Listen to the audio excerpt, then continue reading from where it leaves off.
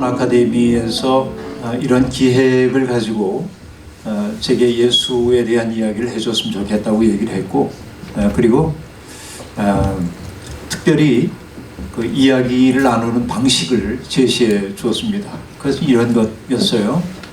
예수가 일평생 가슴에 품고 살았을 것 같은 질문을 20개 정도를 뽑고 그 질문에 대한 답을 나름대로 좀 적어줬으면 좋겠습니다 하는 요청이었습니다. 그러니까 예수가 어떤 물음을 품고 살았을까, 그게 이제 스스로 생각할 때 상당히 큰 도전이 되었습니다. 예수가 어떤 인생에 대한 궁금증을 가지고 살았을까, 이게 이제 고민이었는데, 그러나 어쨌든 글을 쓰기 위해서 그 문제에 집중을 하다 보니까 저 스스로가 성서를 볼 수 있는 조금 더 다양한 그런 눈이 열린 것 같은 생각이 들었습니다. 그래서 오늘 이제 저는 책에서 얘기했던 그 전체를 다 얘기할 수는 없고, 우리가 함께 소통하기 위해서 나눌 수 있는 몇 가지 이야기를 여러분과 더불어 얘기를 나누려고 합니다. 사실 제가 지금 이제 예수의 궁극적 질문이라는 얘기를 했습니다만, 보통 일반 교인들의 입장에서 보자고 한다면 낯선 얘기입니다. 왜냐하면 예수는 하나님의 아들이라고 사람들은 확고하게 믿고 있고, 그렇다고 한다면 예수가 어떤 질문이 아니라 대답이라고 생각하기 때문에 그렇습니다. 그렇죠? 그래서 기독교인들은 늘 얘기하죠. 예수는 답이다. 그래서 상황은 묻고 예수는 답한다. 이것이 이제 신학의 기본적인 전제였던 것 같습니다. 그런데 이 플라톤 아카데미는 이것을 뒤집은 거죠. 예수는 대체 어떤 물음을 품고 이 세상에 살았을까, 그런 이야기입니다. 많은 사람들이 예수는 우리와 다른 분이라고 그렇게 고백하기를 좋아합니다. 왜 그러냐면 그래야 그분에 비해서 아름답게 살지 못하는 내 삶의 변명이 생기기 때문에 그렇습니다. 그는 우리와 아주 다른 분이기 때문에 그렇게 아름다운 인생을 살았던 것이지, 우리와 똑같은 존재라면 그렇게 살 수 없었을 거야. 이게 그분들이 가지고 있는 대부분의 생각인지도 모르겠습니다. 그런데 여러분 혹시 그런 그림 보셨는지 모르겠습니다만은 막스 에른스트라고 하는 분이 계신데요. 초현실주의 화가입니다. 그런데 그 막스 에른스트는 1926년에 그야말로 사람들의 시선을 집중시키고 깜짝 놀라게 하는 그림을 하나 그리지요. 그 그림의 제목은 뭐냐면 3명의 목격자 앞에서 예수를 체벌하는 어머니 마리아입니다. 상당히 긴 제목의 그림인데요. 여러분 그 그림을 보면 마리아가 실내에 앉아 있습니다. 그리고 저쪽 창 쪽이 있는데 창에서 어떤 사람들이 그 실내를 들여다보고 있는 것처럼 보여요. 그러나 그 광경이 민망하기 때문인지 몰라도 지그시 눈을 감고 있는 것으로 보입니다. 그 사람들이. 근데 이 실내에서 벌어지고 있는 사건은 뭐냐면 마리아가 아기 예수를 자기 무릎 위에 이렇게 올려놓고, 그리고 벌거벗겨진 아기 예수의 엉덩이를 때리려고 손을 들고 있는 모습입니다. 근데 여러분 이게 굉장히 발칙한 그림이죠. 어떻게 보면 발칙하잖아요. 그런데 흥미로운 건 뭐냐면 마리아의 이 그 머리 위에는 후광이 드리워져 있는데 여기 매를 맞고 있는 예수에게 있었던 후광이 떨어져 있어요. 이 밑으로. 그리고 여러분 보면 예수가 맞기 직전의 상황이라고 생각이 되지만 화가는 이미 예수가 몇 대 맞은 걸 드러내기 위해서 엉덩이를 뻘겋게 어머니가 때려가지고 좀 뻘개진 손자국을 보여주고 있습니다. 기독교인들에게는 구세주로 인정되고 또 일반인들에게도 성인으로 인정되고 있는 예수가 매를 맞고 있다고 하는 게 굉장히 낯선 그런 상황일 수밖에 없었을 겁니다. 그런데 여러분 막스 에른스트가 우리에게 들려주고 싶었던 이야기는 결국 어떤 이야기일까요? 저는 이렇게 얘기합니다. 예수도 어린 시절이 있었다 하는 얘기. 뭐 너무 당연한 얘기를 지금 제가 하고 있죠. 예수도 어린 시절이 있었다는 얘기가 무슨 특별한 이야기가 될 수 있겠습니까? 그런데 이것은 굉장히 중요한 이야기입니다. 예수가 어린 시절이 있었다고 하는 이야기는 우리가 예수도 성장 과정을 거칠 수밖에 없었던 사람이다 하는 얘기입니다. 성장이라고 하는 건 언제나 시행착오를 거치게 마련입니다. 예수라고 해서 실수 안 하고 그리고 잘못을 저지르지 않고 살았다고 믿기는 대단히 어렵습니다. 그렇죠? 교리적으로 얘기하면 예수님은 죄가 없으신 분이라고 얘기하지만 교리의 이야기일 뿐이고 예수를 성장 과정을 거쳐간 존재로 보자고 한다면 예수도 수없이 많은 시행착오를 겪으면서 갈 수밖에 없었다. 그렇게 볼 수 있겠습니다. 이것이 저는 굉장히 중요한 것이라고 생각합니다.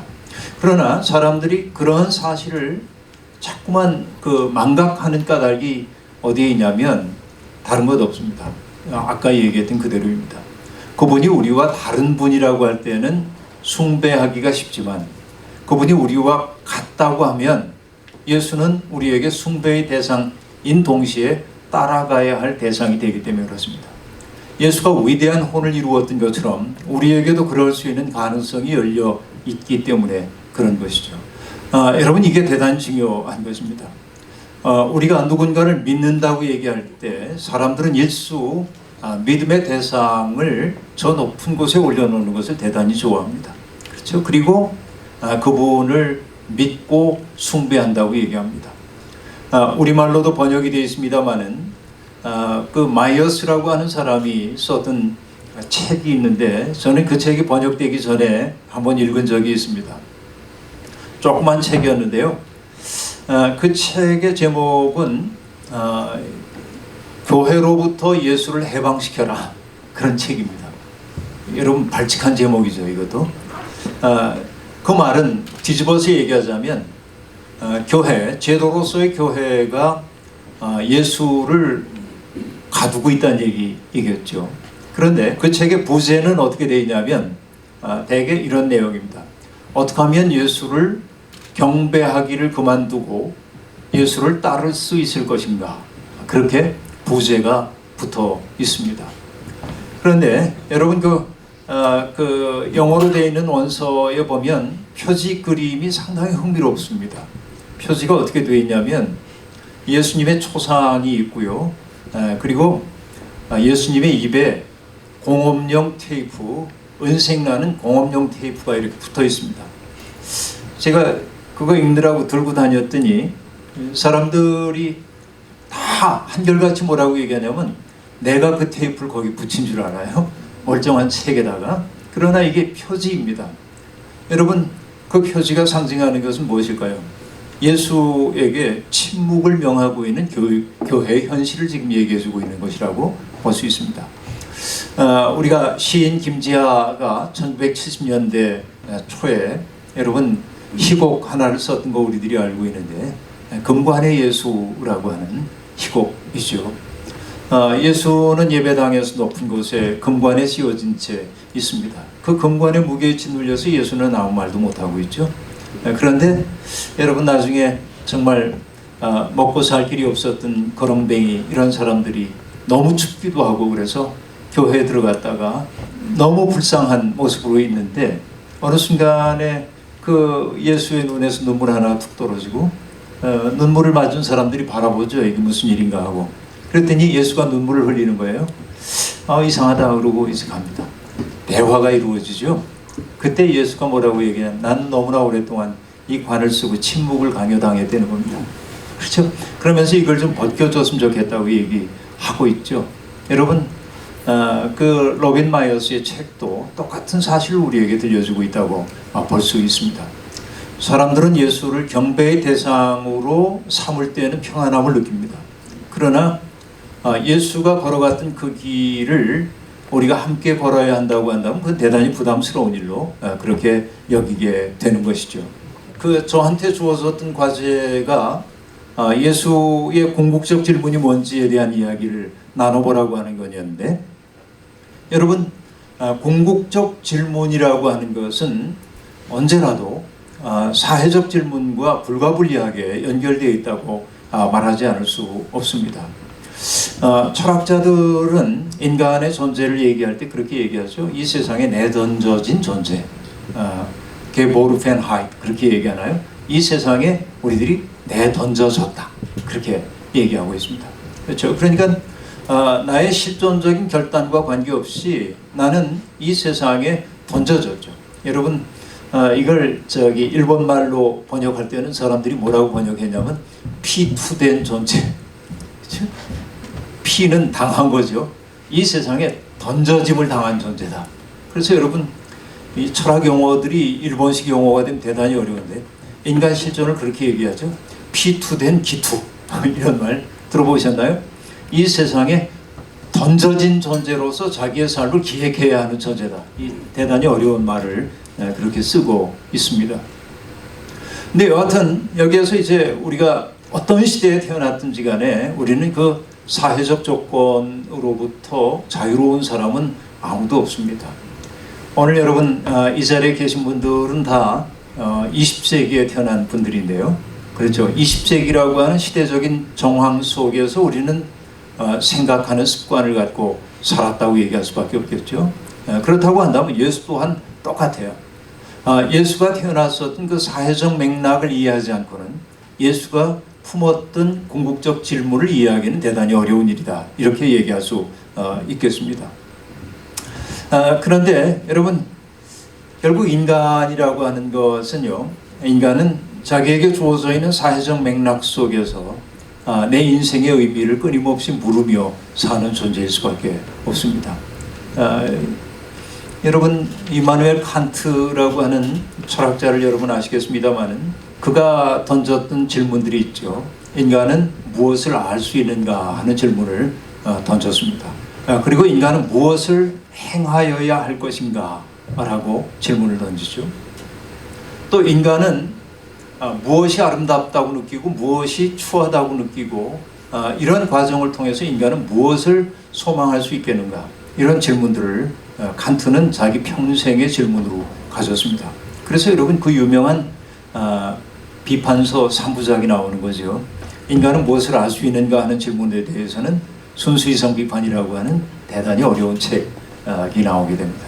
인간은 무엇을 해야 할 것인가 하는 질문에 대해서는 실천이성 비판이라는 책으로 나왔고요. 인간이 무엇을 소망할 수 있는가 질문에 대해서는 판단력 비판이라고 하는 그 비판 서적을 내게 됩니다. 그런데 그 세 가지의 질문을 하나의 질문으로 뭉뚱그린 것, 결국 칸트가 묻고 싶었던 결정적인 질문은 뭐냐면 인간이란 무엇인가 하는 질문입니다. 도대체 인간이란 무엇인가 하는 얘기죠. 이 자리에 있는 우리들은 모두 인간으로 이 세상에 살고는 있습니다만 스스로 여러분 인간이란 무엇인가라는 질문을 던졌을 때 그 질문에 모두를 만족시킬 수 있는 대답을 얻을 수 있는 사람은 하나도 없습니다. 그렇죠? 철학자들이나 신학자들이 인간에 대한 수없이 많은 이야기를 하지만 모든 사람을 만족시킬 만한 대답은 없습니다. 사람들은 그 질문을 철저히 하지 못하고 자신에게 주어져 있는 삶을 그저 살다 가기도 하죠. 이것이 인간의 어떤 숙명이라고도 얘기할 수 있겠습니다. 여러분 고대 그리스의 철학자인 파르메니데스는 그런 질문을 던지죠. 나는 왜 이 세상에 없지 않고 있는가? 이게 존재론적 질문입니다. 중요한 질문이죠. 나라고 하는 존재는 없을 수도 있는 존재입니다. 그런데 내가 없지 않고 이 세상에 존재한다라고 하는 것이 문제입니다. 그렇죠? 그럼 나는 어떻게 살아야 되는가? 이것이 대단히 심각한 문제입니다. 그래서 여러분 어떤 분은 이렇게 얘기합니다. 인간을 영어로 얘기할 때 뭐라고 하죠?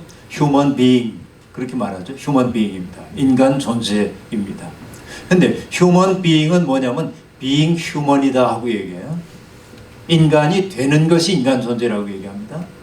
다시 얘기하면 여러분 인간은 서술어로서만 자기가 누구인지에 대해서 말할 수 있는 존재다 하는 얘기죠. 여러분 다시 얘기하면 이런 것입니다. 상황이 내게 던지는 질문에 대해서 내가 어떻게 응답하느냐 하는 것이 나라는 존재를 결정한다 하는 얘기죠. 여러분 내가 세상을 향해 질문을 던지는 존재이기도 하지만 인간의 인간됨은 세상이 우리에게 던지는 질문에 책임적으로 응답함을 통하여 발생하는 사건이다. 이렇게도 얘기할 수 있겠습니다. 그러면 여러분, 예수는 스스로를 뭐라고 인식을 했겠습니까? 요한복음이라고 하는 성경의 복음서에 의하면 예수는 자신을 철저히 이렇게 얘기하고 있습니다. 나는 보냄을 받은 존재다. 이렇게 얘기합니다. 그 보낸 주체가 있겠죠. 물론 예수에게 당신을 보낸 분이 누구냐고 물으면 그 답은 하나입니다. 하늘아버지가 나를 보내다. 이 세상에. 그렇죠. 그래서 예수는 얘기합니다. 내가 이 세상에 온 까닭은 내 뜻을 행하기 위해서 온 것이 아니로 나를 보내신 분의 뜻을 행하기 위해서 왔다. 이렇게 얘기합니다. 이것이 예수가 스스로의 생을 이해한 방식입니다. 그렇죠. 그런데 여러분, 아까 얘기한 대로 예수가 살았던 그 시대에 대한 이야기를 잠시 동안 우리가 나눠야 예수를 알 수가 있을 것 같습니다. 여러분, 지금부터 2000년 전에 지중해 세계의 패자는 로마 제국이었다는 사실을 우리들이 너무나 잘 알고 있습니다. 여러분, 이런 사실입니다. 줄리어스 시저가 브루투스에게 시해를 당하고 나서 로마가 내전 상태에 돌입을 해가지고 3명의 장군들이 싸움을 벌이고 있었죠. 그러다 마지막까지 남은 두 사람이 누구냐면은 옥타비아누스라고 하는 사람과 안토니우스라고 하는 사람이 둘이 남아서 자웅을 겨루게 되었습니다. 일반적인 사람들의 생각은 그 안토니우스가 승리할 거라고 생각을 했습니다. 왜냐하면 그 당시에 애굽의 여왕이었던 클레오파트라가 그분하고 애인이었죠. 그러니까 안토니우스가 승리를 거둘 거라고 사람들이 다 믿어 의심치 않고 있었습니다. 그러나 여러분, 결국 누가 승리했냐면 옥타비아누스가 승리를 하죠. 악티움이라고 하는 해전을 통해서 옥타비아누스가 승리를 거두게 됩니다. 그래서 나뉘어져 있던 로마가 하나가 되었고, 바야흐로 로마의 대제국 시대가 옥타비아누스를 통해서 열려지게 된 겁니다. 그래서 여러분, 오랫동안 내전이 그치고 나니까 지중해 세계 전체가 옥타비아누스에게 속하게 되었습니다. 그래서 전쟁이 끝쳤어요. 지중해 세계 전체의 전쟁이 끝입니다. 그래서 이 옥타비아누스로부터 시작된 로마의 시대를 사람들은 뭐라고 얘기하냐면 팍스 로마나의 시대라고 얘기합니다. 로마의 평화 시대라고 얘기하는 거예요. 더 이상 전쟁하지 않은 그런 시대가 열리게 된 거죠. 그런데 이 팍스 로마나가 열려지기 위해서는 로마가 그냥 일반적 국가여서는 로마를 유지하기가 대단히 어렵게 됐습니다. 그래서 여러분, 로마는 자기를 신격화하는 일에 착수하기 시작합니다. 로마라고 하는 국가는 그 다른 여느 국가와 달리 신의 후손들이 세운 국가라고 하는 것이 그들이 만들어낸 신화입니다. 그래서 여러분, 그 당시에 옥타비아누스 시절에 만들어진 신화에 의하면 로마 사람들은 그 아마조네스 여신의 후예라고 되어 있습니다. 그래서 로마가 스스로를 표상할 때 주로 사용했던 것이 아마조네스 여신의 모습으로 스스로를 그려냅니다. 여러분, 전설 속에 아마조네스 여신들은 어떻습니까? 활을 잘 쏘는 사람으로 되어 있죠. 그래서 활을 잘 쏘기 위해서 거치장스러운 젖가슴 한쪽을 도려낸 부족으로 유명합니다. 그래서 로마는 스스로를 표상할 때 그 아마조네스 여신상의 모습으로 얘기했고요. 한쪽은 가슴을 드러내고 있고 또 한쪽은 활을 들고 있는 모습으로 표상했습니다. 이건 이중적 의미가 있죠. 하나는 뭐냐면 로마가 지중해 세계를 먹여 살린다 하는 뜻이에요. 젖가슴을 드러냈다고 하는 것은 그런 뜻입니다. 또 하나, 활을 들고 있다고 하는 건 뭐냐면 속되게 얘기하면 까불면 죽는다 그런 거죠. 강원양면이에요. 두 가지로 로마가 스스로를 딱 이제 드러내기 시작합니다. 자, 그 다음에 로마가 또 했던 일은 무엇입니까? 로마의 원로원이 이 옥타비아누스라고 하는 제국의 황제에게 명예로운 호칭을 부여하게 되죠. 그 호칭이 뭡니까? 위대한 자라고 하는 뜻의 아우구스투스 라는 이름을 붙여요. 그래서 누가복음서에 보면 가이사 아구스토가 영을 내려 천하로 호적하게 하였으니란 말이 나오는데, 그때 얘기한 아구스토는 아우구스투스를 얘기하는 것입니다. 위대한 자라고 하는 뜻이죠. 그런데 그가 위대하기 위해서는 뭔가 필요했어요. 신의 혈통이 필요합니다. 그래서 여러분, 이 아우구스투스에 대한 신화화 작업에 착수합니다. 사람들이. 이게 결국 뭐냐면요, 아우구스투스의 어머니는 인간이 맞지만 그의 아버지는 알고 보니까 아폴론 신이었다, 이런 신화를 만들어내기 시작합니다. 그래서 사람들은 옥타비아누스를 뭐라고 부르기 시작하냐면 신의 아들이라고 불러요. 신의 아들. 그렇죠? 그리고 여러분 보세요. 지중해 세계 전체를 다스리고 있기 때문에 이 지중해 세계의 주인이에요. 옥타비아누스가. 그래서 그에게 붙여졌던 또 하나의 영예로운 호칭이 뭐냐면 퀴리오스, 주님입니다. 주님. 그렇죠? 이 옥타비아누스를 통해서 전쟁이 그치고 평화시대가 왔다고 그래가지고 옥타비아누스는 평화의 왕으로 불립니다. 자, 보십시오. 세상의 구원자, 주님, 하나님의 아들, 평화의 왕. 이것이 여러분 로마의 황제인 옥타비아누스에게 귀속되었던 그런 호칭임을 알 수 있습니다. 그런데 바로 그 호칭을 여러분 1세기에 특별히 주후 70년에 예루살렘이 로마 군단에 의해서 멸망을 당하고 마는데, 그 무렵에 쓰여진 복음서, 마가복음서는 로마에 의해서 철저히 조국이 유린당한 그 고통스러운 현장 속에서 기록된 문서인데, 마가복음 1장 1절이 뭐라고 기록하고 있냐면 하나님의 아들 우리 주 예수 그리스도의 복음의 시작이라, 이렇게 쓰고 있습니다. 자, 이것은 여러분 어마어마한 얘기입니다. 저도 어쨌든 글을 쓰는 사람이기 때문에 글 쓰는 사람들에게 제일 이제 힘겨운 일이 뭐냐면 어떤 내용을 담을 것인가 하는 것도 굉장히 중요한 물음이지만, 이번 글에서는 이러이러한 내용을 다뤄야겠다고 스스로 생각을 하더라도 글 쓰는 사람들이 즉각 앉아가지고 쓰게 되지 않습니다. 근데 여러분, 언제나 글 쓸 때 제일 어려운 것은 그 첫 대목입니다. 처음을 어떻게 쓸 것인가가 중요해요. 그러면 예수의 가르침과 예수의 생애에 대해서 기록을 했던, 아까 얘기한 대로 로마가 멸망한 다음에 사람들이 이제 나라 없이 떠도는 그 상황 속에서 예수를 희망으로 제시하려고 했던 마가복음의 기자가 1장 1절을 썼을 때는 심혈을 기울였을 거예요. 어떻게 써야 하는지. 그죠? 그 내용이 뭐냐면 하나님의 아들 예수 그리스도의 복음의 시작이라, 이렇게 얘기한단 말이에요. 그럼 여러분, 여기에서 우리는 혁명적인 이야기를 보는 거예요. 아까 얘기한 대로 하나님의 아들 주 그리스도는 메시아라는 뜻이니까 세상의 구원자라는 뜻이죠. 복음이라고 하는 것이 결국 평화의 복음이죠. 그러니까 로마 황제에게 귀속되었던 모든 호칭을 갈릴리 나사렛 출신의 전직 목수 예수에게 다 갖다 바친 거예요. 이게 마가복음 1장 1절의 의미는 바로 거기에 있습니다. 로마서라고 하는 책에 보면 예수를 입으로 신하여 구원함을 받는다는 얘기가 나오는데, 여러분 너무 간단하잖아요. 나 예수 믿습니다 그럼 구원받는데 간단하죠. 그러나 그 텍스트가 쓰여진 그 1세기의 상황에서 보자고 한다면, 내가 예수를 퀴리오스로, 주님으로 고백한다고 하는 것은 목숨 걸고 하는 거예요. 그죠? 황제에 대한 반역일 수 있는 거예요. 이건 반역입니다.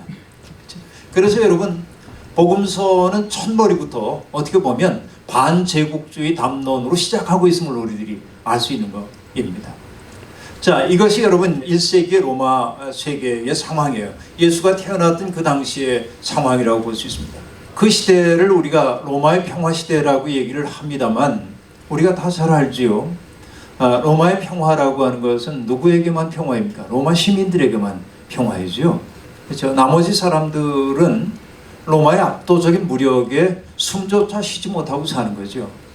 그러니까 여러분, 식민지에 살고 있었던 일단의 사람들은 그 압도적인 로마 속에 동화되어 사는 것을 기뻐하는 사람들도 있었습니다. 그렇죠? 이것이 헬레니즘 문화가 확산되어 갔던 이유 가운데 하나이기도 합니다.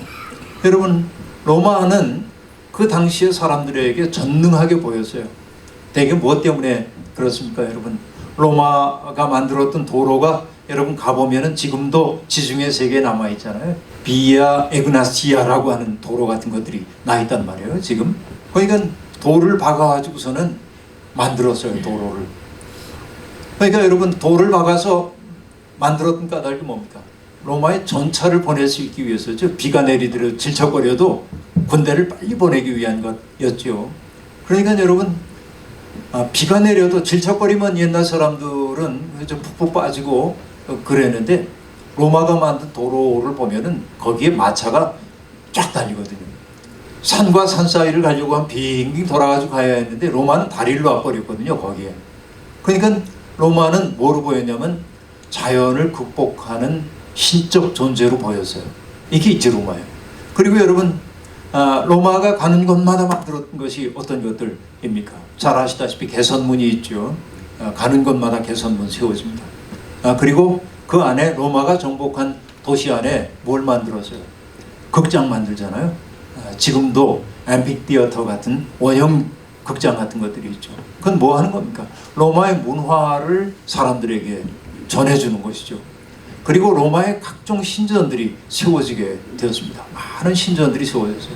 그래서 여러분 로마의 압도적인 문화 속에 동화되기를 꿈꾸는 사람들이 대단히 많이 있었습니다. 이것이 이제 그 시대입니다. 귀족층들은 나름대로 살만했지만 그러나 대부분의 그 일반인들의 삶의 풍경이라는 건 대단히 힘겨운 상황일 수밖에 없었습니다.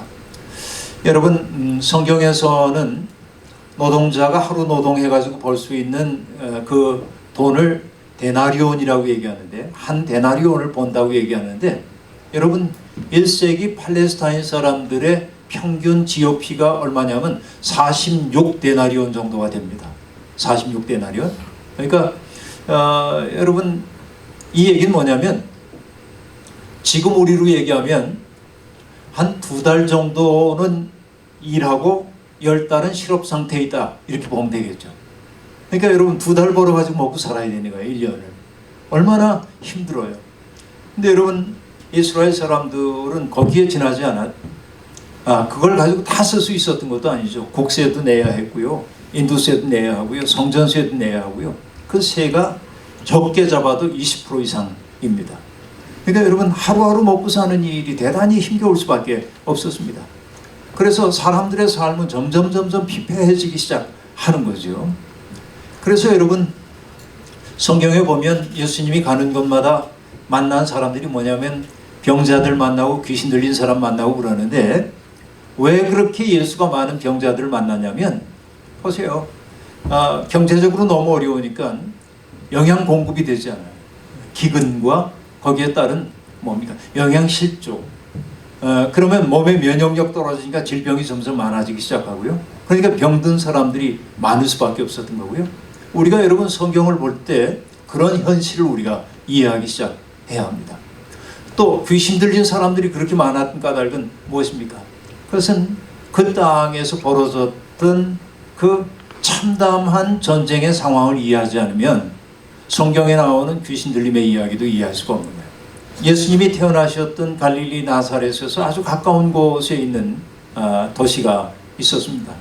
세포리스라고 하는 도시인데요. 그건 계획도시인데요. 그 세포리스라고 하는 곳이 로마에 대한 반역을 획책했다고 그래가지고 2천여 명이 한꺼번에 도로에서 십자가에 처형당한 그런 곳이기도 합니다. 그러니까 여러분 그 지역에 갈릴리에 살고 있었던 사람들이 일상적으로 직면했던 것은 뭐냐면 로마에 저항했다고 해서 죽임당한 사람들의 시신을 봐야 했던 거죠. 그러면 여러분 그 엄청난 폭력의 경험들이 사람들의 내면 속에 큰 상처가 되지 않을 수가 없었던 거예요. 이것이 여러분 귀신 들림의 증상으로 나타났던 거죠. 이거 우리들이 주목해 봐야 할 것 가운데 하나입니다. 그러니까 여러분 그런 세상입니다. 1986년에 갈릴리 호수에서 굉장히 놀랄만한 그 고고학적 발굴이 하나 이루어졌습니다. 그때 여러분 몇 해째 굉장히 가물어가지고 갈릴리 호수로 유입되는 물의 양이 현저히 줄어들게 되었습니다. 그래서 사람들이 고통을 겪고 있었는데 고고학자들에게는 굉장히 좋은 기회가 됐습니다. 왜냐하면 갈릴리의 물이 줄어들자 갈릴리 호반의 일정 부분이 드러나기 시작했고 거기에서 고대 세계로부터의 유물들이 발견됐기 때문에 고고학자들이 많이 몰려가기 시작합니다. 어느 날 키부츠에 머물고 있었던 루판이라고 하는 형제가 그 갈릴리 호수를 들여다보는데 배의 용골처럼 보이고 있는 어떤 구조물이 딱 드러난 거예요. 가서 보니까 배 모양이에요. 틀림없는. 그래서 이제 알립니다. 고고학계. 고고학계에서 와서 보니까 틀림없이 배예요. 그래서 물이 들어오지 못하도록 처리를 다 하고 거기를 이제 그 방부 처리를 다 하고 그 안에서 그러면서 그 보트를 발굴을 해냈습니다.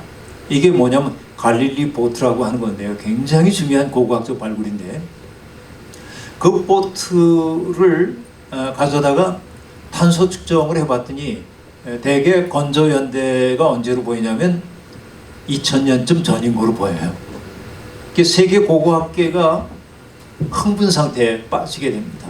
왜냐하면 그 배가 예수님이 타고 다니던 배일 가능성도 있는 거죠. 그래서 흥분 상태에 들어갔어요. 그래서 여러분 그 배를 면밀히 보니까 뭐 삼나무를 비롯해서 몇 가지 나무로 배가 만들어졌는데 한 10대 탈 수 있는 배이고요. 그런데 사람들이 발견한 게 뭐냐면 이 배가 그 갈릴리에 가라앉았던 것은 그냥 가라앉혀 버렸을 가능성이 있어. 어부들이. 왜 그랬을까요? 여러분 이것 때문에 그렇습니다. 예수님 당시에 그 갈릴리의 영주였던 사람의 이름이 뭐냐면은 헤롯 안티파스입니다. 대개 성경에서 예수님의 살아생전에 예수님 탄생 무렵엔 헤롯 대왕이고요. 그 다음에 예수님의 예수님이 공생애를 시작할 때 언급되는 헤롯은 거의 헤롯 안티파스입니다. 그러니까 갈릴리의 영주였는데요. 이 헤롯 안티파스라고 하는 사람은 꿈이 하나 있었습니다. 그건 뭐냐면 아버지인 헤롯 대왕이 팔레스타인과 그 지역 일대의 전체를 다 다스렸기 때문에 그를 뭐라고 불렀냐면 대왕 그렇게 불렀어요. 헤롯 대왕입니다. 근데 헤롯 대왕이 죽고 나서 그 아들들에게 땅이 나누어졌어요. 아켈라오라고 하는 아들에게 유대 지경, 예루살렘에 있는 유대, 갈릴리 지역에는 안티파스에게, 또 저쪽 위에 이두메 지역은 저기 빌립이라고 하는 형제에게 이렇게 나뉘어져요. 그래서 그를 뭐라고 하냐? 분봉왕 그러는 거예요. 분봉왕. 분봉왕은 4분의 1 왕이라는 뜻입니다. 4분의 1 왕. 그러니까 헤롯 안티파스는 어떤 꿈을 갖게 됐냐면 아버지 헤롯 대왕처럼 자기가 전체를 다스리는 왕이 되고 싶어요. 그러니까 뭘 해야 합니까? 로마에게 잘 보여야죠. 그래서 헤롯 안티파스가 했던 일이 뭐냐면 갈릴리 호수 옆에다가 그 당시에 황제였던 티베리우스 황제의 이름을 딴 도시 티베리아스를 만듭니다. 새로운 도시를 만든 거죠. 근데 여러분 하나의 계획 도시를 만들기 위해서는 어마어마한 돈이 필요할 것 아닙니까? 그 돈이 어디에서 나옵니까? 자기 주머니에서 나올 리가 없죠. 그러니까 여러분 갈릴리 사람들이 헤롯 안티파스 시절에 얼마나 많이 이제 뜯겼는지 모릅니다. 심지어는 여러분 갈릴리 호수에서 그물을 던지면서 평생을 먹고 살았던 그 사람들 어부들도 그물을 던질 때마다 세금을 내야 했습니다. 그물의 크기에 따른 세금을 내야 했습니다.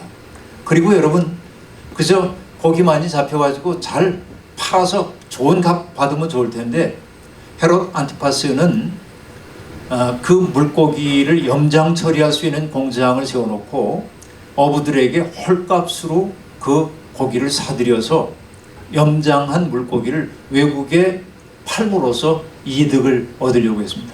그러니까 여러분 어부들의 입장에서 뭐냐면 참 죄송한 얘기입니다만 죽 써서 개 주는 거죠. 예수님이 그 제자들을 부르실 때 맨 먼저 부른 제자들이 어부라고 하는 사실이 대단히 흥미로운 거예요. 이렇게 보니까. 그렇죠? 그들은 뭐냐면 세상이 좀 달라져야 한다고 느끼고 있는 사람들이란 말이죠. 지금 어부들은.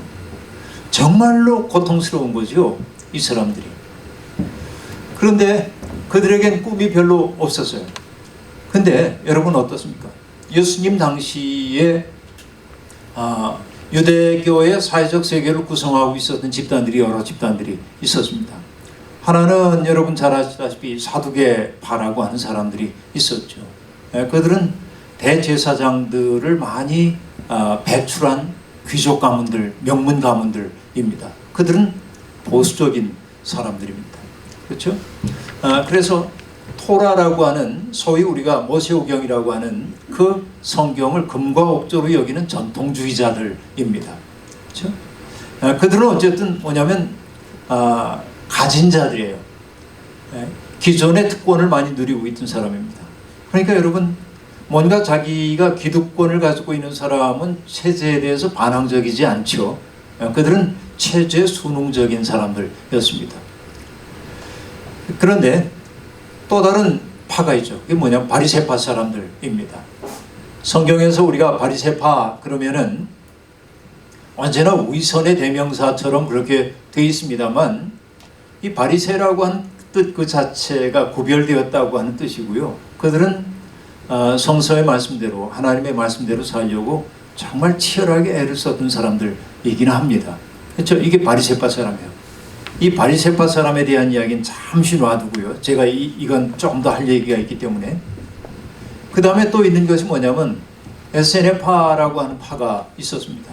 이 에세네라고 하는 사람들은 뭐 하는 사람들이냐면 지금 이 도시의 번잡을 떠나서 이 도시 속에서는 내 신앙의 순수성을 지킬 수 없다고 생각해가지고 광야로 들어간 사람들을 일컫는 말입니다. 그렇죠.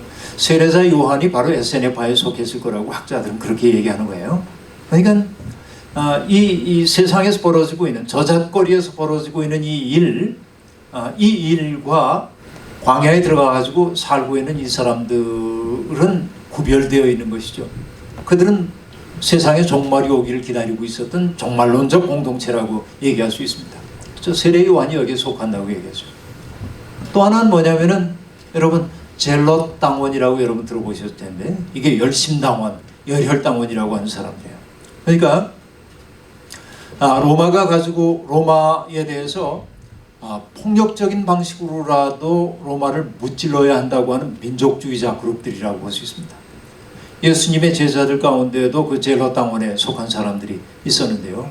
그러나 여러분 예수님은 그 사람들을 바라보면서 뭘 느꼈냐면 여러분 아까 세포리스에서 벌어졌던 참극 얘기도 했습니다만 로마의 여인 암살을 하고 시카리단 같은 사람들이 여인 암살을 했을 때 그들이 원했던 자유가 온 것이 아니라 더 큰 폭력이 오는 것을 경험했어요. 계속해서. 그 압도적인 로마의 폭력으로 응대하는 것이 얼마나 비극적인지를 예수는 경험했던 거죠. 그래서 여러분 나중에 예수가 지향했던 것이 비폭력 저항운동인 것을 우리들이 알 수 있는데 그 얘기도 시간이 되면 제가 나누겠습니다만 아무튼 이런 내부류 사두개파 사람들, 바리새파 사람들, 그 다음에 에세네파 사람들, 그 다음에 열심당원들 이런 사람들이 각각 그렇게 살고 있었는데 문제는 뭐냐면 예수님하고 가장 자주 부딪히고 있었던 사람들이 바리새파 사람들인 거 우리들이 알 수 있죠. 이 바리새파 사람들이 예수운동과 부딪혔던 까닭은 이런 데 있다고 볼 수 있습니다. 자, 마커스 보그라고 하는 학자가 아주 명쾌하게 이야기를 들려줬습니다. 바리새파 사람들이 기대고 있었던 신앙은 이런 것이죠. 거룩의 정치학입니다. 거룩의 정치학. 그러니까 여러분 굳이 정치학이라고 하는 얘기를 썼는데 이것은 여러분 우리가 국회에 진출하고 하는 그런 정치를 얘기하는 게 아니라 인간의 모든 삶의 행태가 갖는 사회적 의미를 정치학이라고 얘기한다면 바리새파 사람들이 갖고 있었던 그 정치학은 거룩의 정치학이다 그런 얘기인데 이게 어떤 얘기이냐면 거룩하다라고 하는 그 단어는 구분되었다라고 하는 뜻입니다. 그렇죠? 그래서 거룩의 정치학은 세상을 구분하는 일에 익숙합니다. 어떻게 구분하죠? 유대인과 이방인을 가르지요. 여러분 유대인들은 그 이방인들을 개라고 불렀죠. 그렇게 얘기했습니다. 여러분 제 친구가 예루살렘 히브리 대학에서 오랫동안 공부를 한 친구가 있는데 한 번은 얘기를 나누다 그런 얘기합니다. 자기가 히브리 대학에 가서 공부를 한 여러 해 지난 다음에 어느 날 자기 학교 동료가 이사를 한다고 해서 이사를 도와주기 위해서 유대인 정통파가 살고 있는 골목으로 접어들었답니다. 친구 집에 가기 위해서. 근데 골목에서 놀고 있던 유대인 아이가 그 낯선 모습에 이방인을 보고 딱 그렇게 얘기하더래요. 개다. 그리고 집으로 쪽으로 들어가더래요. 근데 제 친구가 하는 얘기가 뭐냐면 자기 마음속에 살의가 생기더래요. 모독당한 그거. 근데 유대인들은 여러분 그들이 선민의식을 특권의식으로 얼른 바꿔가지고 자기들이 택함받은 민족이라고 하는 이상한 배타적인 선민의식을 가지고 있었죠. 유대인과 이방인 다릅니다. 바리새파 사람들이 가장 중요하게 생각하는 건 뭡니까? 거룩한 것과 속된 것, 정결한 것과 부정한 것 나누잖아요. 남자와 여자 나눕니다. 그러니까 거룩의 정치학이라고 하는 것은 끊임없이 갈라내는 정치학입니다. 그래서 여러분 갈라내는 거 빗금 쳐서 이쪽과 저쪽 갈라놓는다고 얘기한다면 빗금의 이쪽에 있는 것은 위고 빗금의 저편에 있는 것은 them, we them 디카텀이에요. 우리와 그들을 나눠요. 그러니까 여기는 의롭고 깨끗하고 여긴 더러운 거예요. 그렇죠? 그러니까 갈라놓음으로 이 사람들이 뭘 느끼냐면 자기들의 특권을 공고히 하고 있다 하는 얘기죠. 이게 이제 그 바리새파 사람들의 삶의 방식입니다. 그런데 여러분 예수의 정치학은 좀 달라요. 어떤 정치학입니까? 자비의 정치학이라고 얘기했어요. 마커스 보그의 용어입니다만 자비라고 하는 것은 무엇입니까? 여러분 그 말 자체 속에 담겨 있잖아요. 자라고 하는 것은 자유롭다는 뜻이고요. 비라고 하는 건 슬픔입니다. 자, 이게 굉장히 중요합니다. 자비 속에서는 타자가 없습니다. 남이 없습니다. 자비. 그래서 예수님은 여러분 누가복음에서 그렇게 얘기해요. 하늘에 계신 내 아버지께서 거룩함과 같이 너희도 거룩하라라고 하는 말을 바꿉니다. 하늘에 계신 너희 아버지가 자비하심과 같이 너희도 자비하라라고 바꿔놓습니다. 이것이 굉장히 중요합니다. 자, 여러분 자비를 뜻하는 단어가 영어로는 compassion이죠. compassion. come은 together, 함께라고 하는 뜻이고요. passion은 suffering입니다. 고통입니다. 함께 고통당하는 거예요. 그래서 어떤 분은 그 compassion으로서의 사랑을 뭐라고 번역해놨냐면 통애, 고통할 때 통자, 사랑의 자. 그래서 통애, 아파하는 사랑, 그렇게 번역해놨습니다. 대만의 신학자인 송천성이라고 하는 분이 쓴 책이 있는데요. Compassionate God이라고 하는 책이 있어요. 그 책이 번역돼서 제 선배님이 번역을 해서 옛날에 종로 서적이 있을 때 제가 종로 서적에 가서 그 책을 구입하려고 책을 꺼내가지고 계산하는데 거기다 갖다 놨어요. 근데 제 선배가 Compassionate God이라고 하는 그 제목을 뭐라고 번역했냐면 대자대비하신 하나님, 그렇게 번역을 했어요. 대자대비. 근데 여러분 대자만 빼면 자비하신 하나님이잖아요. 근데 거기에 대자가 들어가니까 낯설잖아요. 그러니까 이 계산을 해주던 그 아가씨가 그 제목을 보더니 너무나 낯선 조합인 거야. 대자대비하고 하나님 붙여놓으니까. 근데 이 친구가 아주 재치가 있어요. 그 책 제목을 딱 보는 순간 이렇게 얘기했어요. 은혜가 풍성하신 부처님? 한번 뒤집어 보는 거죠. 대단한 뒤집어봅니다. 근데 여러분 자비라고 하는 말이 불교에만 국한될 이유는 하나도 없거든요. 성서가 얘기하고 있는 그 하나님이 바로 compassionate한 분이거든요. 세상의 아픔과 슬픔 때문에 아파하는 분이란 말이죠. 여러분 이것이 이제 예수입니다. 예수는 사람들을 갈라놓지 않고요. 그 가름 때문에 고통받고 있는 사람들을 품어 안는 것이 예수적 존재예요. 성경에서 보면. 그래서 여러분 그 송천성이라고 하는 분이 썼던 기독론에 관련된 책, 지금은 그 출판사가 없어져가지고 기획이 어긋나 버리고 말았습니다만 제가 송천성의 책도 한 권 번역을 했었는데 그 책이 출판되지 못했는데 근데 여러분 거기에서 제가 잊을 수 없는 게 있어요. 예수 운동을 그 송천성은 뭐라고 얘기하냐면 한마디로 이렇게 얘기했습니다. Crossing the border라고 얘기했어요. Crossing the border. border는 경계선이지요. 넘으면 안 되는. 근데 예수의 특색이 뭐냐면 경계선을 넘는 거야.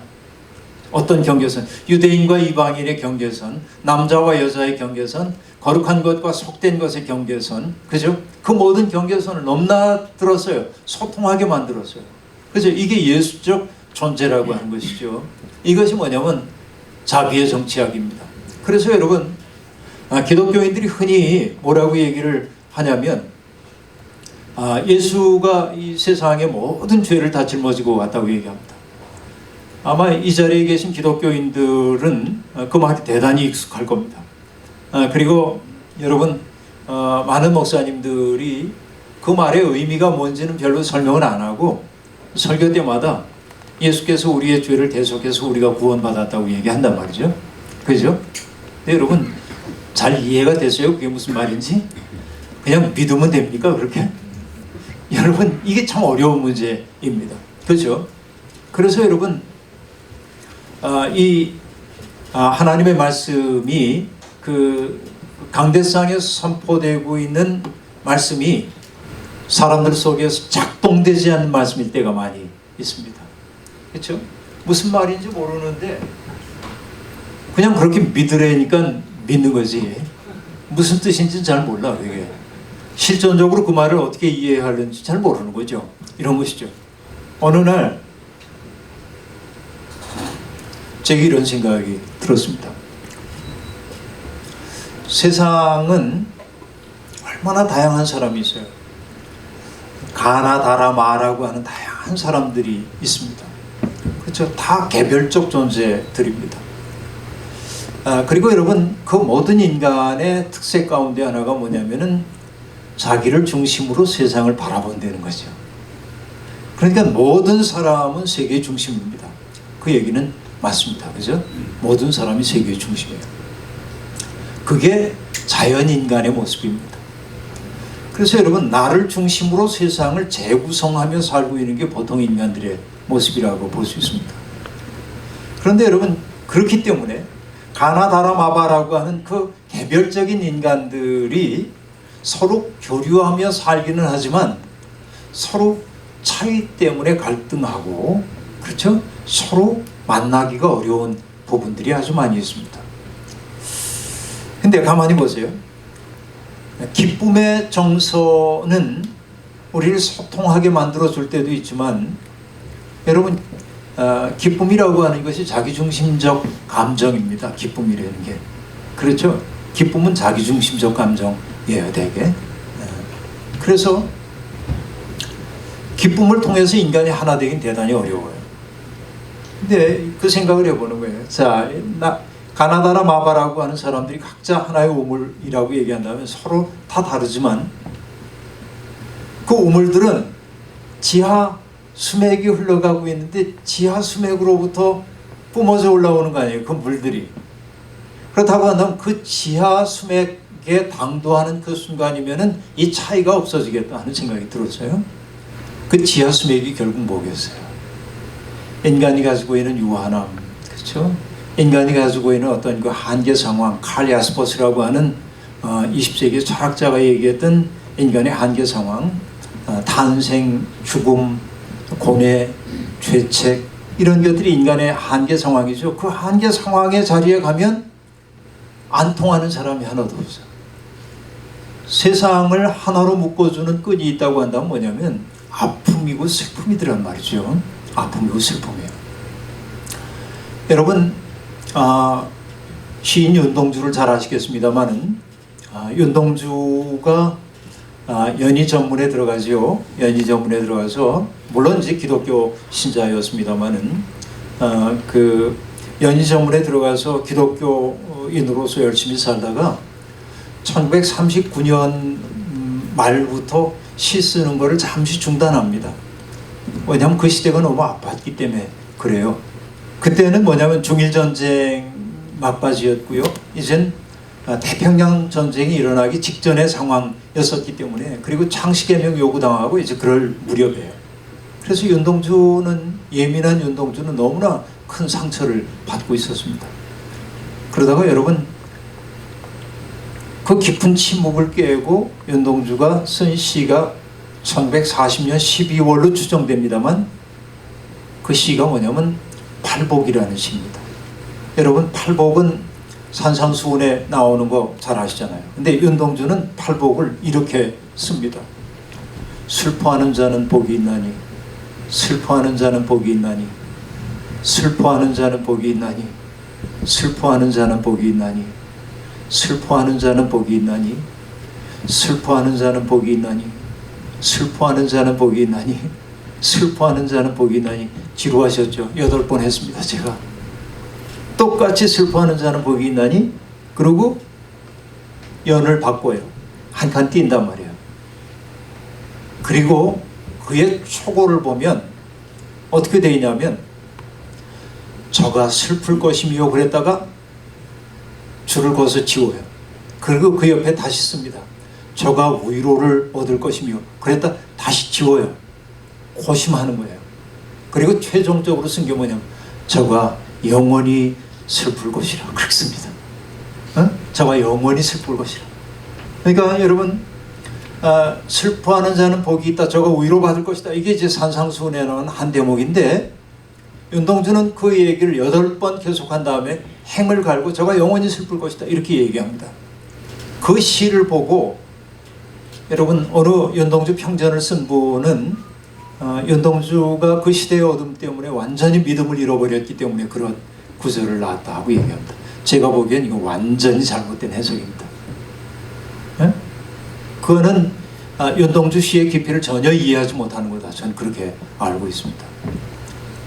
윤동주는 마침내 그 시대의 어둠 때문에 아파하고, 그렇죠, 아파하고 참회록 같은데도 어느 왕조의 유물처럼 이렇게 욕된 모습인가, 그리고 고민하잖아요. 그렇게 고민을 하다가 결국 뭐냐면, 모든 사람들이, 어떤 사람은 조금 거칠어 보이기도 하고 어떤 사람은 자기 이익에 발받고, 이런 모든 사람들을 보면서 하나하나 개별적인 인간의 드러난 모습만을 바라보지 않고 그들 속에 있는 슬픔을 본 거예요, 그냥 전부. 그래서 슬퍼하는 자는 복이 있나니, 슬퍼하는 자는 복이 있나니, 저가 영원히 슬플 거다. 그 영원한 슬픔이라고 하는 것은 뭐냐면, 여러분, 세상 사람들을 하나로 묶어주는 궁극적 슬픔인 거예요. 윤동주는 그걸 봤다니까요. 그래서 여러분, 41년도에, 40년 지나고 41년도에 나온 십자가라고 하는 시를 보면, 쫓아오던 햇빛인데 하는 그 시 있잖아요. 그 햇빛이 저 예배당 꼭대기에 걸려있다고 얘기하잖아요. 그리고 뭐라고 얘기합니까? 행복했던 사나이 예수 그리스도에게처럼 나에게도 십자가가 허락된다면, 이렇게 얘기한단 말이에요. 예수 그리스도가 행복한 사나이가 됐어요. 십자가에 못 박히는데. 왜 그랬겠습니까?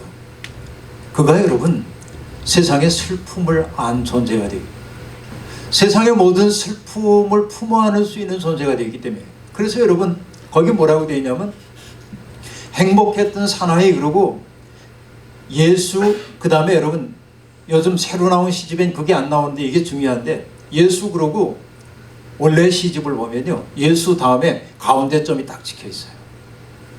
그리스도에게처럼, 그렇게 하는데요.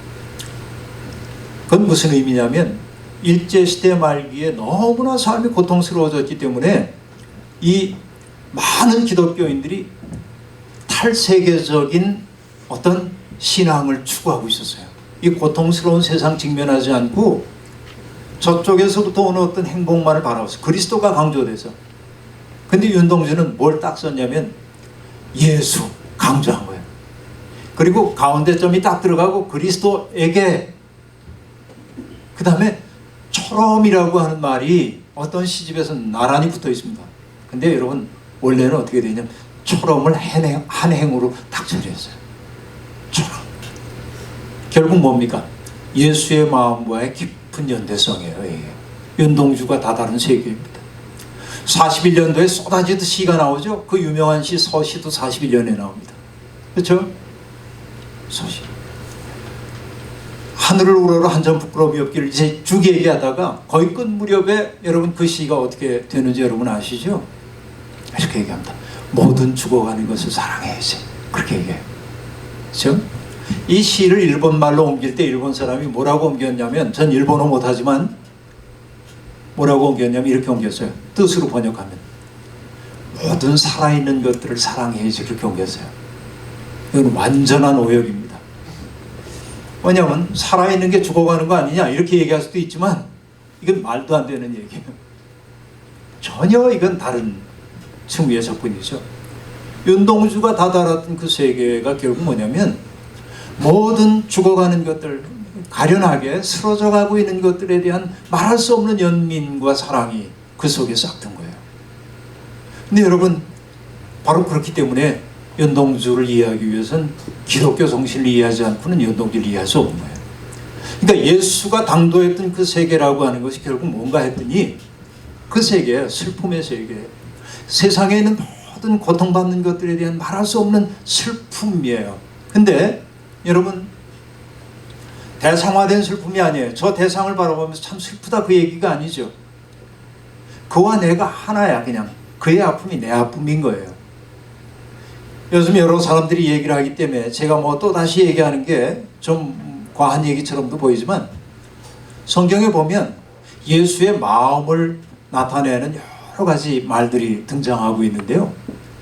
그 가운데 하나가 뭐냐면 여러분 이런 거죠.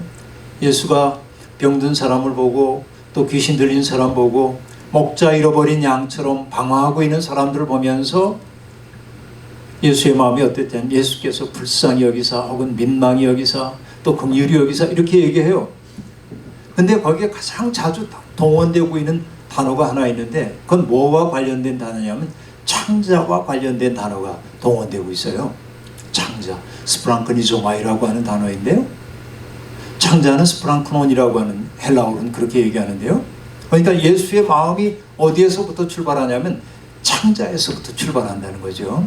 여러분, 고대 세계 사람들은 사람의 정서가 인간의 장기 속에 머문다고 생각했어요. 그래서 성경을 읽다 보면 뭐 심장 이렇게 번역되어 있는 것 가운데 심장이 아니라 콩팥인 경우도 있습니다. 콩팥에 머무는 마음이 있어요. 인간의 간도 등장하고요, 심장도 등장하고요, 이제 그래요.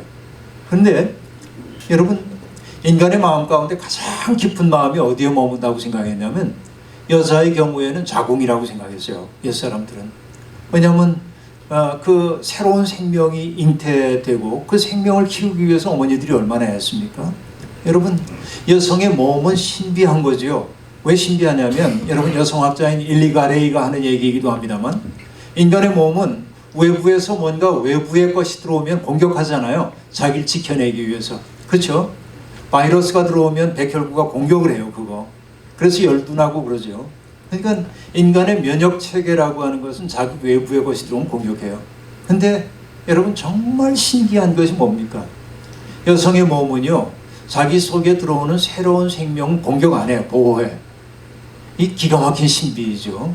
그러니까 여러분, 그 페미니스트들이 뭐라고 얘기하든 그 엘리가레이라고 하는 사람은 얘기하는 거예요. 이것만큼은 뭐 변함없는 사실이다. 그 얘기죠. 그래서 여성이 가지고 있는 그 생명에 대한 존중과 수용성, 이런 것들이 강조되고 있음을 볼 수 있습니다. 그래서 여러분, 솔로몬의 재판 이야기를 보면은 솔로몬 왕한테 판결해달라고 데리고 오죠. 그러자 솔로몬이 이렇게 얘기합니다. 두 여자의 말이 다 옳은 것 같으니 아이를 갈라서 주라고 얘기해요. 참 예를 들어도 빌어먹게 들었어요. 사실은 여러분, 그 솔로몬의 재판 얘기는 솔로몬의 지혜에 대한 얘기가 아니고 솔로몬이 어떤 정치를 해야 하는지에 대한 하나의 그 암시라고 보면 됩니다. 생명을 죽이면서 공평을 기할 것인지 아니면 생명을 살리는 방식으로 정치를 할 것인지에 대한 놀라운 이야기가 그 속에 담겨 있는데, 아무튼 여러분, 솔로몬이 아이를 나눠서 주라고 얘기하자 가짜 엄마는 뭐라고 얘기하냐면 그게 좋겠다고 얘기합니다. 그러나 진짜 엄마는 뭐라고 얘기하죠? 저 여인에게 아이를 주라고 얘기해요. 우리말 성경은 뭐라고 번역을 해놨냐면 그 여인의 마음이 불붙는 것 같아서 그렇게 번역했어요. 마음이 불붙는 것 같아. 히브리어 원문은 어떻게 되어 있냐면 그녀의 자궁이 꿈틀하여 말하기를 그렇게 말해요. 얼마나 강렬한 표현인지 아시겠죠? 자기 속으로 낳은 자식이 죽을 수 있어요, 지금. 그래서 여러분, 하나님의 긍휼하심을 나타내는 그 긍휼하다라고 하는 단어는 여성의 자궁을 뜻하는 단어와 히브리어의 뿌리가 같아요. 그러니까 여러분, 사람들은 인간을 향한 하나님의 사랑을 얘기할 때 여성의 자궁을 가지고 설명했단 말이야. 자식을 사랑하는 그 마음을 드러내기 위해서. 그러니까 여러분, 남자는 그 사랑 잘 몰라요. 아까 얘기했던 송천성이라고 하는 사람이 어머니를 가리켜 뭐라고 하냐면 Co-Creator of God이라고 얘기했어요. 하나님의 공동 창조자라는 거죠. 어머니는. 이 기가 막힌 얘기입니다. 근데 여하튼 여성의 경우엔 그렇고요. 남자는 자궁이 없잖아요. 남자의 가장 깊은 마음이 머무는 데가 어디냐면 창자라는 거예요. 우리도 그렇죠, 여러분. 어떤 일 너무 마음 쓰면은 장에 탈이 나는 경우가 많잖아요. 그래서 여러분, 창자를 뜻하는 순수 우리말이 애가 탄다, 애가 다 녹는 것 같다, 그렇게 말하죠. 근데 스프랑크논이 바로 뭐냐면 창자예요. 그러니까 예수는 고통받는 사람을 볼 때 우리처럼 이렇게 안 해서 안 됐다, 그렇게 안 했다 그거지. 그래서 나는 이렇게 얘기합니다. 예수에게는 타자가 없었어. 예수에게는 타자가 없어요. 그러니까 예수에게 타자가 없다는 말이 교리적인 언어가 될 때 뭐냐면 예수가 우리의 죄를 다 짊어졌다는 거예요. 나의 죄책, 나의 슬픔, 나의 아픔, 이 모든 것이 예수와 무관하지 않은 거야. 예수는 그런 존재였어요. 그렇죠? 이게 여러분 예수적 존재입니다. 성경에 등장하고 있는. 그렇죠? 그래서 예수는 끊임없이 그런 고통받는 사람들과 만나는 거죠.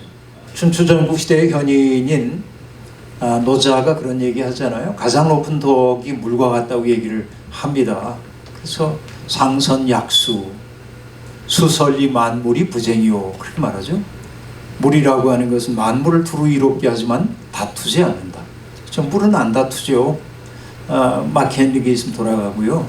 그 다음에 움푹 패인 데가 있으면 채워주고 지나가는 거죠. 고집하지 않죠.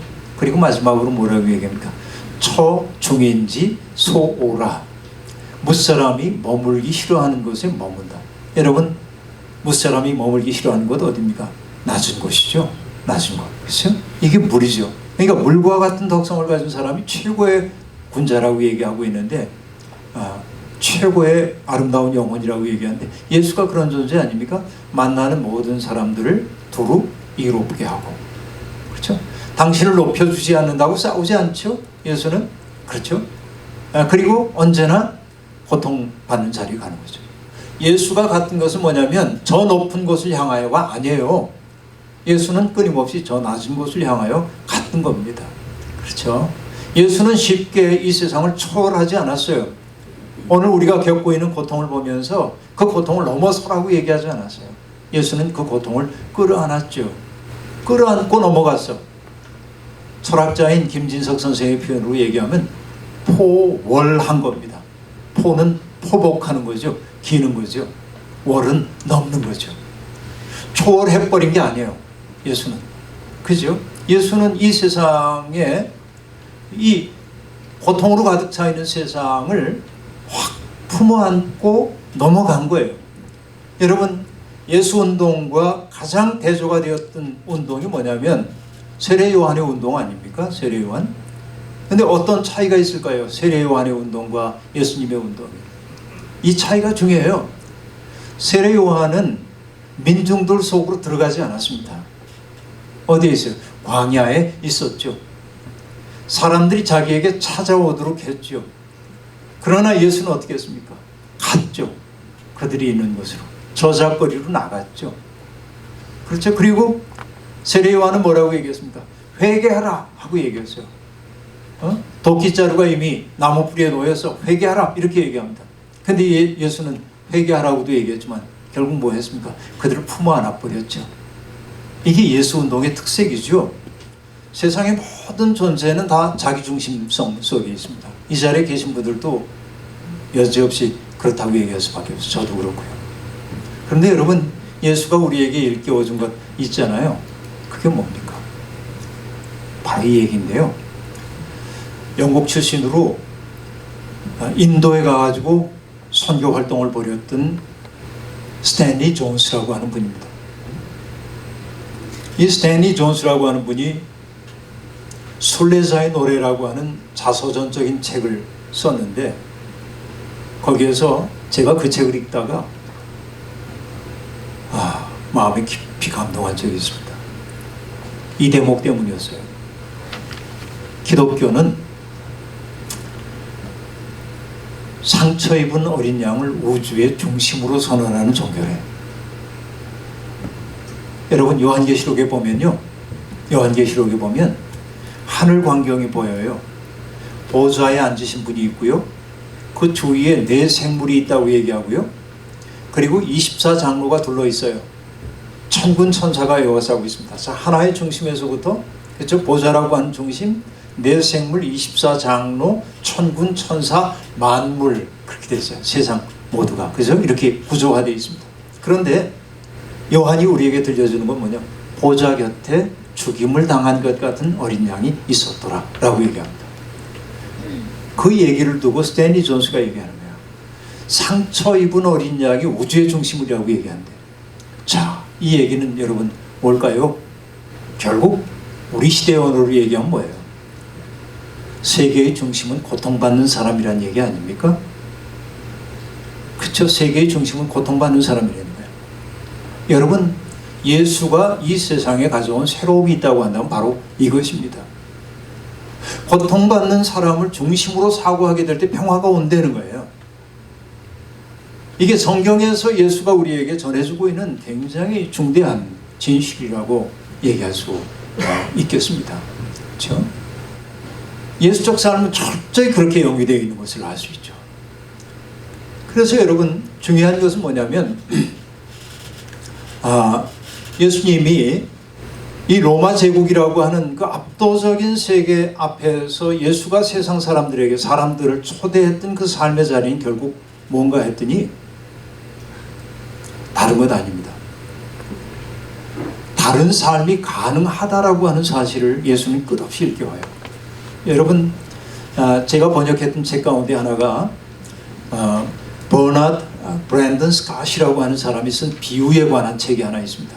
예수 비유 새로 듣기라고 번역을 해놨는데요, 그 책의 부제가 뭐라고 되어 있냐면 이렇게 되어 있어요. Reimagine the world, 그렇게 되어 있어요. Reimagine the world예요. 번역하자면 어떤 얘기쯤 될까요? 세상 다시 상상하기죠. 저는 그것을 그냥 세상 다시 그리기, 그렇게 얘기했는데요. 자, 세상을 다시 상상한다고 하는 것은 무엇입니까? 사람들이 당연하게 생각하고 있는 세상, 어떤 세상이에요? 강한 사람이 특권을 누리는 게 당연한 세상, 그죠? 여러분, 플라톤이 썼던 국가정체라고 하는 책에서 소크라테스와 트라시마코스가 대화 나누는 것 나와요. 트라시마코스가 끊임없이 주장하는 게 뭡니까? 정의란 강자의 편익이라고 얘기하잖아요.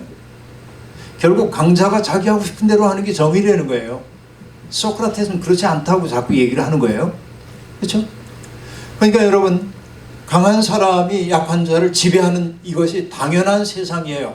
로마가 지배하고 있는 세상에서. 그렇죠? 그런 세상입니다.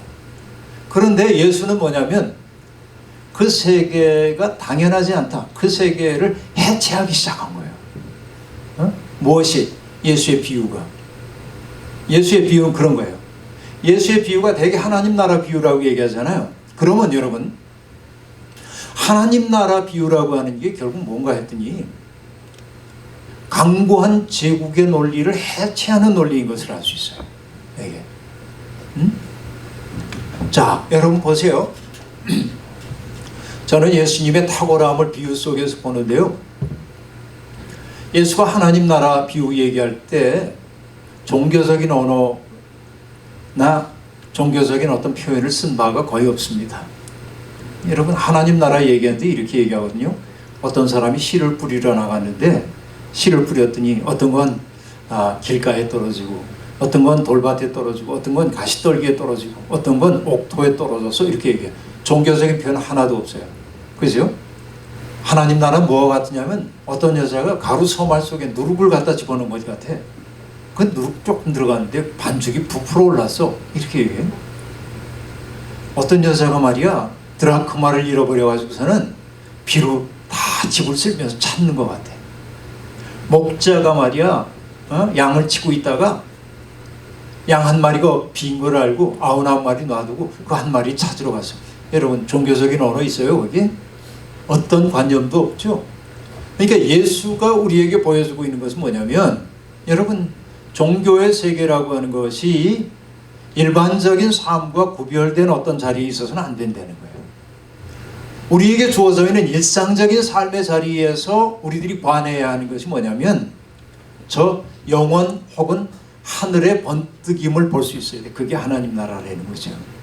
여러분, 천국은 마치 말이야, 어떤 사람이 자기 밭을 가러 갔다가 자기 밭 속에 숨겨져 있는 보화를 발견한 것 같아. 여러분, 내 일상적인 삶의 자리에서 보화 발견하는 거예요. 천국이 뭔가 했더니 말이죠. 정말 보잘것없어 보이는데 그게 보통 존귀한 게 아닌 거지. 그걸 발견하는 거지. 여러분, 이 로마가 지배하고 있는 세상의 특색은 뭐였습니까? 여러분, 레바논의 백향목처럼 우뚝우뚝한 존재들이 그들이 지배하는 게 당연한 세상이에요. 근데 예수는 얘기합니다. 이방의 집권자들은 너희를 지배하고, 그렇죠? 너희를 억누르기도 하지만 너희는 그러면 안 돼. 높아지려고 하는 사람은 모든 사람 섬기는 사람 돼야 돼. 그러면서 들려주는 비유가 어떤 것들입니까? 이런 것들이죠. 겨자풀 비유. 그렇죠? 겨자라고 하는 게 얼마나 보잘것없는 것일지 모릅니다. 그런데 그 겨자의 특색은 뭐예요? 바람이 불면 서로 넘어질세라 어깨를 기대주고 비스듬히 기대게 해주고, 그렇죠? 자기들이 만든 그 공간 속에 생명들이 깃들 수 있도록 품을 열어주기도 하고, 그렇죠? 제가 작년에 유럽을 한 2달 머물렀던 적이 있습니다. 제가 올해로 이제 그 목사 안수 받은 지 32년이 됐는데요.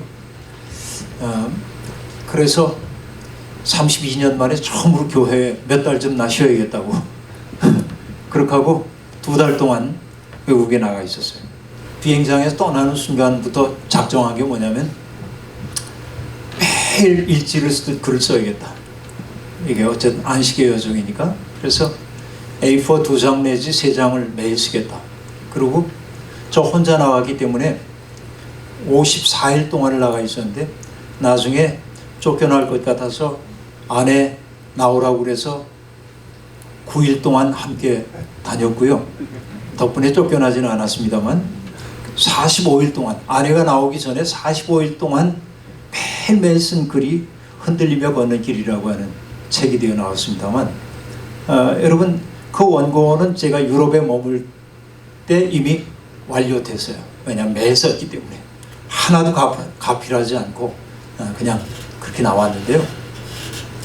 아내하고 같이 이제 파리에 잠시 머물 때, 저는 파리에 뭐 몇 번 간 적이 있습니다만 일 때문에 간 적이 있는데, 아내는 처음 나왔기 때문에 아내하고 이제 박물관 이렇게 오르세이 미술관도 가고 뭐 여기저기 들리고 그러다가 이 사람이 좋아하는 모네 그림이 있는 오랑지 미술관 같은 데도 가고 뭐 이렇게 다니다가 로댕 박물관 갔습니다. 로댕 작품 보는 거 제가 참 좋아하는데, 그 가운데 하나 여러분 이런 거 보셨나요? 대성당이라고 하는 작품 혹시 보셨나요? 대성당. 여러분, 대성당이 어떻게 되어 있냐면요, 이렇게 되어 있습니다. 두 손이 이렇게 모아져 있어요. 근데 자세히 보면 이게 묘해요. 왜냐하면 내 손을 이렇게 모으면 엄지와 엄지가 만나야잖아요. 근데 엄지와 엄지가 안 만나, 반대야. 이 대리석 한 뿌리에서 나왔는데 엄지와 엄지가 만나지 않으면 뭐 이렇게 된다는 얘기가 아니고요. 이렇게 돼. 그건 무슨 얘기입니까? 내 손과 내 손이 만난 거지. 그죠? 둘이 손을 이렇게 포개고 있는 거죠. 근데 두 손이 마치 미켈란젤로의 천지창조에서 하나님과 아담의 손이 달락말락한 것처럼 두 손이 서로를 향해 기울어져 있어요. 이렇게.